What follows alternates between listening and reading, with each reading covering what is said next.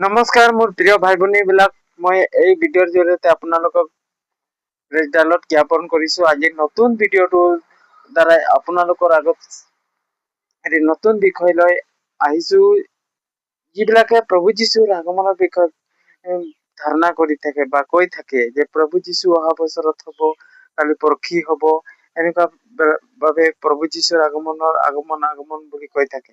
সেইবিলাকৰ কাৰণে মই এই ভিডিঅ'টো বনাইছো। ভাই ভনীসকল, আপোনালোকে কেতিয়াও দিন তাৰিখটো নাজানে বা আপোনালোকৰ আগত প্ৰকাশিত হোৱা নাই, কোনো ভাপাতি হওক বা প্ৰেৰিত হওক, কাকো কোৱা নাই যে প্ৰভু যীশু কেতিয়া আহিব।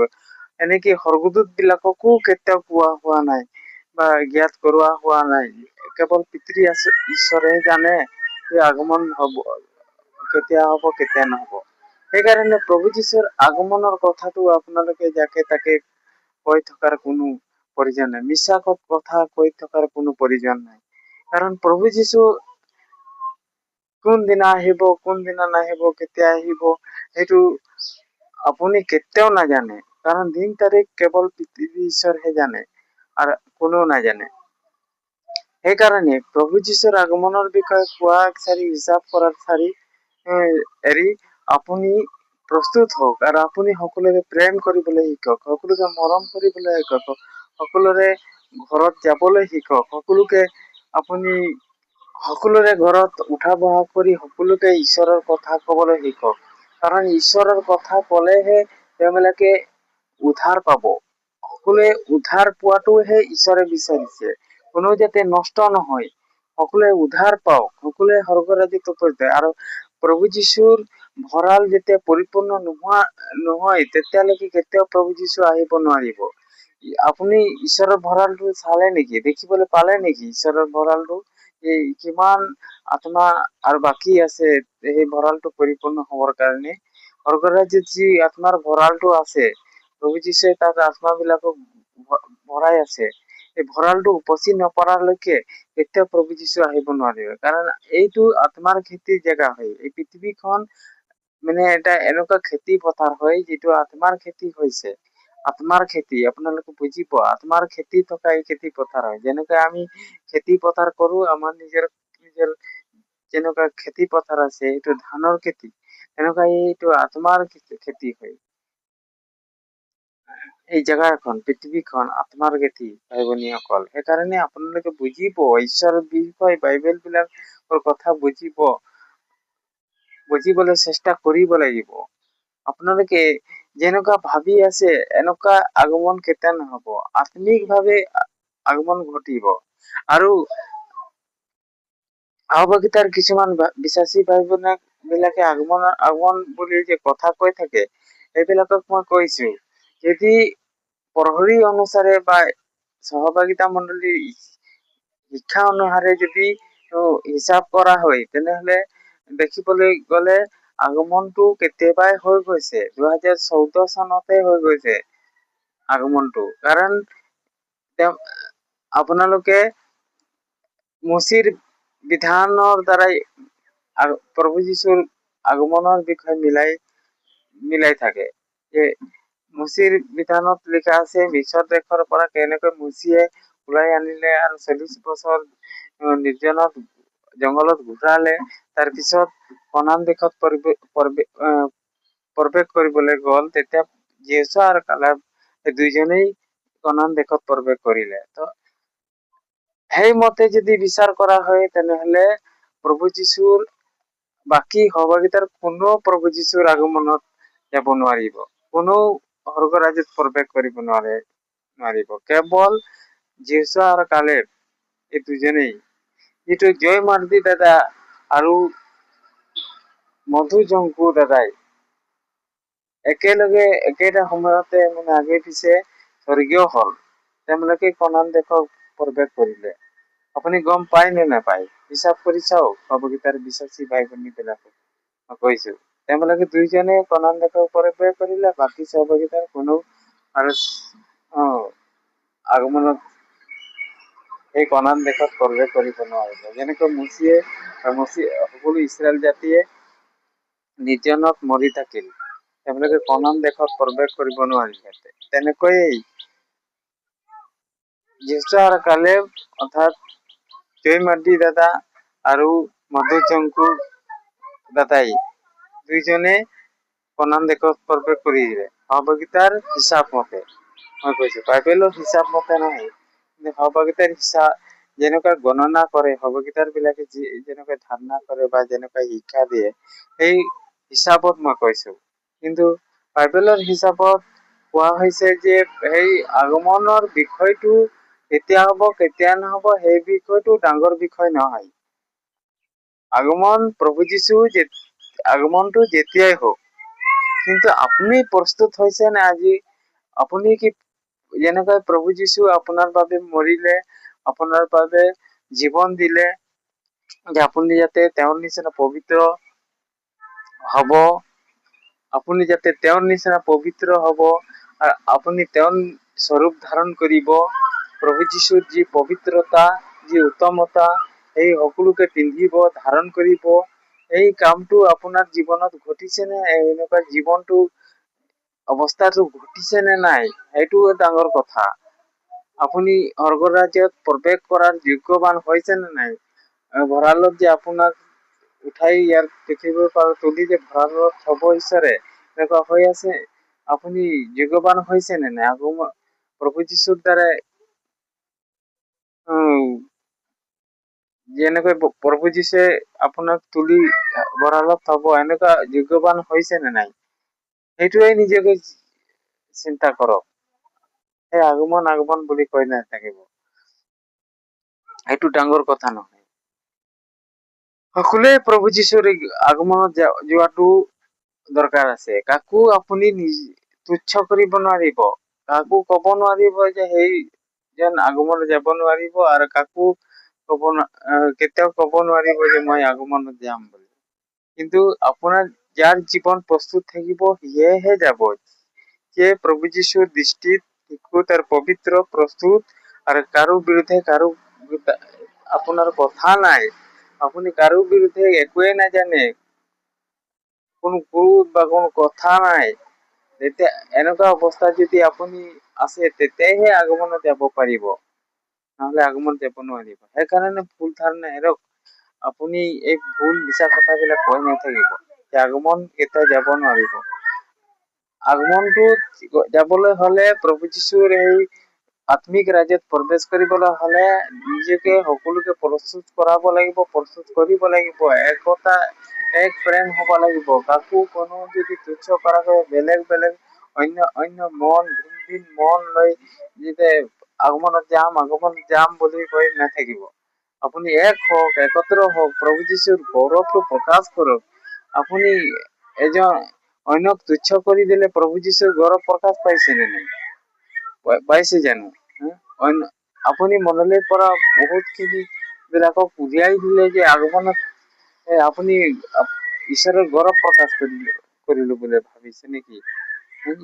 মনৰে পৰা কাৰোবাক খেদাই দিলে আৰু কাৰোবাৰ পৰা ৰিষ্টা সম্বন্ধ ছিঙি পেলালে, প্ৰভুৰ গৌৰৱ প্ৰকাশ হল নেকি? কেতিয়াও প্ৰভুৰ গৌৰৱ প্ৰকাশ নহল, কিন্তু গৌৰৱহে কৰিলে আপুনি। কিন্তু বেলেগৰ ওপৰত আপুনি অহংকাৰ কৰি আছে। যে বেলেগৰ ওপৰত অহংকাৰ কৰাৰ আপোনাৰ কোনো হক অধিকাৰ নাই, বা আপুনি এইটো ঈশ্বৰৰ ইচ্ছাৰ ভিতৰত কাম কৰা নাই। আপুনি ঈশ্বৰক দুখ দিছে, পবিত্ৰ আত্মাক দুখ দিছে ভাইভনীসকল। সেইকাৰণে প্ৰভু যীশুৰ আগমন আপুনি নাজানে। সহভাগিতাৰ পদ্ধতি অনুসাৰে প্ৰভু যীশুৰ আগমন কেতিয়াও নহয়। কিন্তু প্ৰভু যীশুৰ আগমন হব পিতৃ ঈশ্বৰৰ ইচ্ছা অনুযায়ী হব। আৰু পিতৃৰ ইচ্ছা কি সেইটো এতিয়ালৈকে পিতৃৰ ভিতৰতে আছে। ঈশ্বৰেই জানে তাৰ ইচ্ছাৰ বিষয়ে, ঈশ্বৰে জানে। দিন তাৰিখ কেতিয়াও দিয়া নাই। সেইকাৰণে প্ৰভু যীশু কেতিয়া কি কৰিব নকৰিব সেইটো প্ৰভু যীশুৱে জানে, স্বৰ্গদূত বিলাকো নাজানে। সেইকাৰণে মিছাকৈ প্ৰভু আগমন বুলি কয়।